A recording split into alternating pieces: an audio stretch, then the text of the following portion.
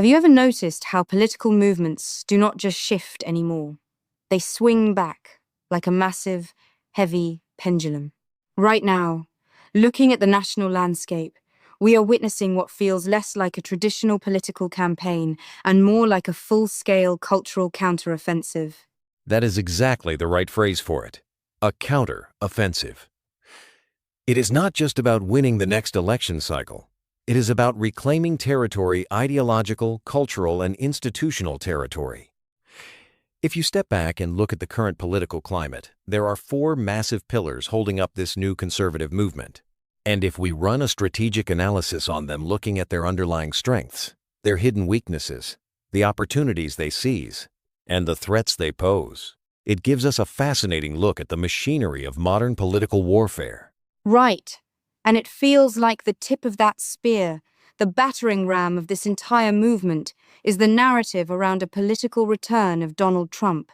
It is framed not just as a comeback, but as the exact countermeasure the country supposedly needs.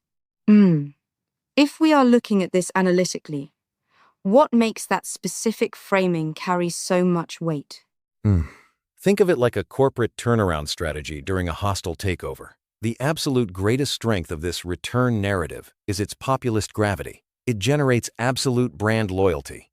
The base sees the current cultural and political trajectory as a hostile takeover of traditional American values, so this figure is positioned as the ultimate defense. He is the poison pill to the establishment. The narrative isn't just vote for me and I will adjust the tax code. It is I am your retribution. That is a powerful emotional anchor. It is incredibly potent. The opportunity there seems obvious, capitalizing on massive economic and social anxieties. Whenever inflation bites or global stability wavers, the appetite for a disruptor grows exponentially. People want a wrecking ball when they feel the building is already condemned. A wrecking ball is the perfect analogy. But the problem with a wrecking ball is that it lacks precision. And that is the glaring strategic weakness here. A wrecking ball cannot build a house. It can only clear the lot. The movement often struggles to articulate a positive, unifying vision for the day after the demolition. And the threat? The threat is institutional fatigue. Even the most ardent supporters eventually get tired of constant high-alert warfare. If the counteroffensive relies entirely on perpetual outrage, it risks burning out its own base while alienating the moderate middle who just want to return to predictable governance. That is a brilliant transition into our second pillar, because if there is one place parents absolutely do not want a wrecking ball, it is in their children's schools. Yet, the rhetoric around education has reached a boiling point. We are seeing a widespread movement labeling progressive or woke education not just as misguided, but as actual child abuse. Coupled with this is a massive push for centralized school choice to reclaim the future of the youth. How do you analyze the mechanics of this specific strategy? This is perhaps the most emotionally volatile front of the entire counteroffensive. When you escalate the terminology to child abuse, you completely eliminate the middle ground. You are no longer debating the nuances of historical curriculum or gender theory. You are sounding a primal alarm. The strategic strength here is undeniable. It activates a demographic that is usually politically dormant, which is suburban parents. The protective parental instinct is the most powerful political currency you can possibly mine.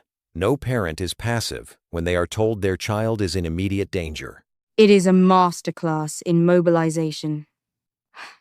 But there is a fascinating contradiction here, isn't there? The traditional conservative ethos is built on small government, decentralization, and local control. Yet, the proposed solution to these local school board battles is often highly centralized, state-mandated school choice, voucher systems, or statewide curriculum bans. Spot on. That is the internal weakness, a massive philosophical paradox. They are utilizing the heavy hand of the state to crush what they view as local ideological overreach. It is a tactical sacrifice of core principles for an immediate cultural victory. The opportunity they are exploiting is the genuine, lingering frustration left over from pandemic-era school closures. Parents felt locked out of the system, and this movement offers them the keys to the gates. But the long-term threat is the precedent it sets. If you build a powerful, centralized machine to enforce your cultural values in schools today, you are leaving a fully fueled machine for your political opponents to drive tomorrow when the pendulum inevitably swings back. It is the classic danger of executive overreach, just applied to the classroom.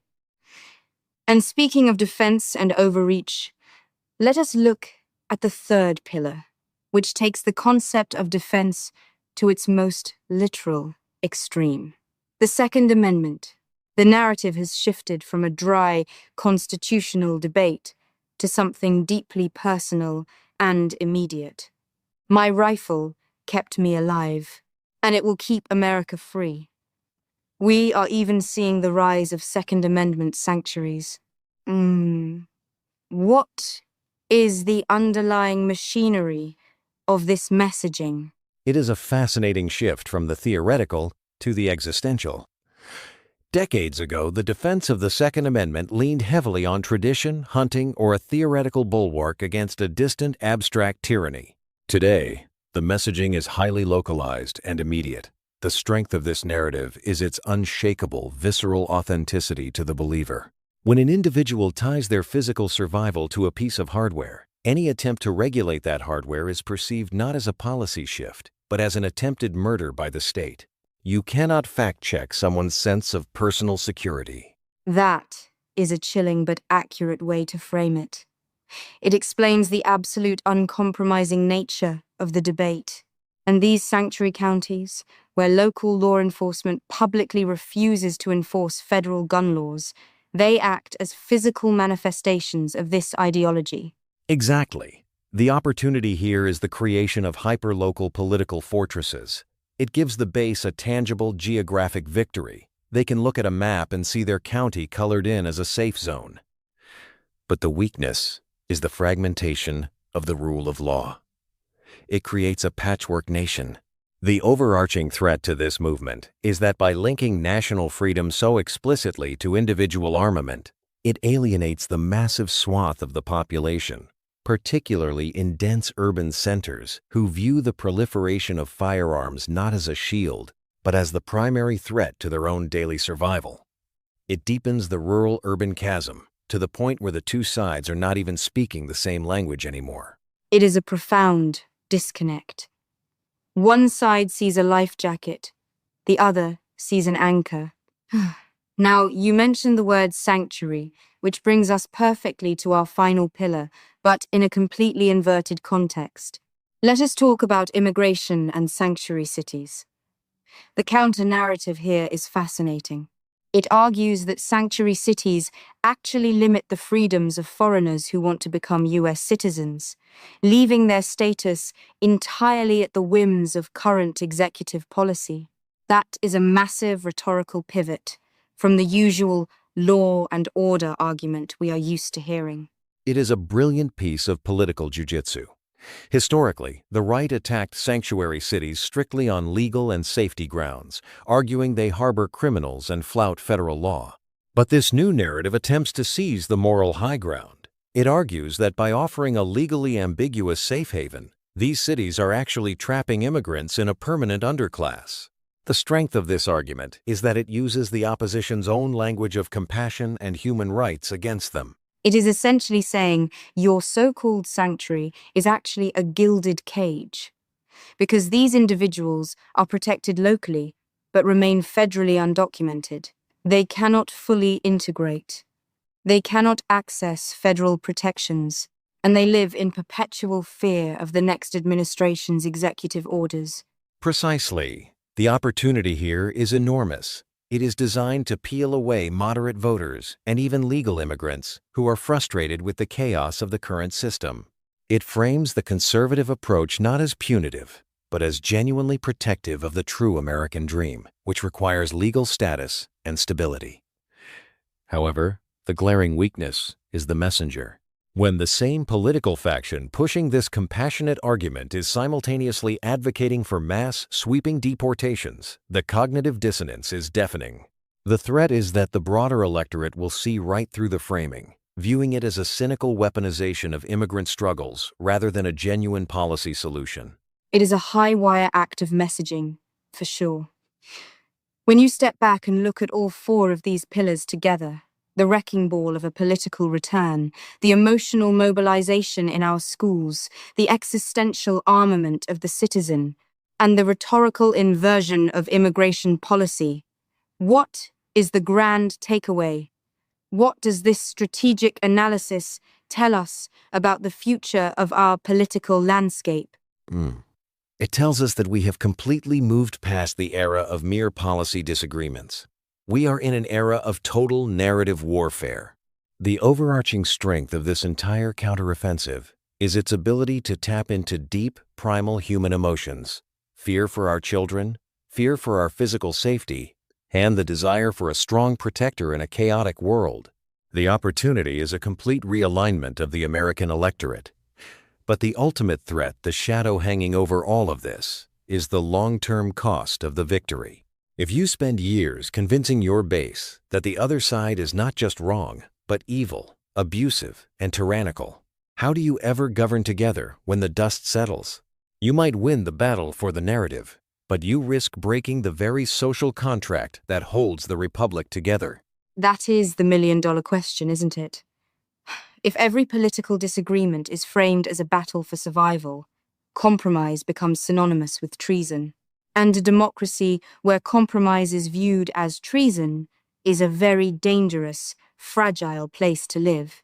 It forces us to ask ourselves, in our rush to reclaim the future, what pieces of our present are we willing to destroy? We will leave you with that thought to chew on. Thank you for joining us on this deep dive. Keep questioning the narratives, keep looking beneath the surface, and we will catch you next time. All right, folks, quick word from the New Sentinel. If you're tired of shallow takes and soundbite news, you're in the right place. The New Sentinel delivers hard-hitting, in-depth discussions and deep dives into the topics that actually matter, from the latest in pop culture and entertainment to the real strategic truths behind military operations and global security. Every episode brings you expert interviews, sharp analysis, and compelling storytelling that keeps you locked in from start to finish. Whether you're into Hollywood drama or battlefield strategy, we've got you covered. So do yourself a favor, hit that follow button, leave a comment, watch, share, and become part of the crew. And if you're a business owner looking to reach a highly engaged audience, I want to hear from you. Email claybity@yahoo.com for advertising opportunities. Back to the show in 60 seconds.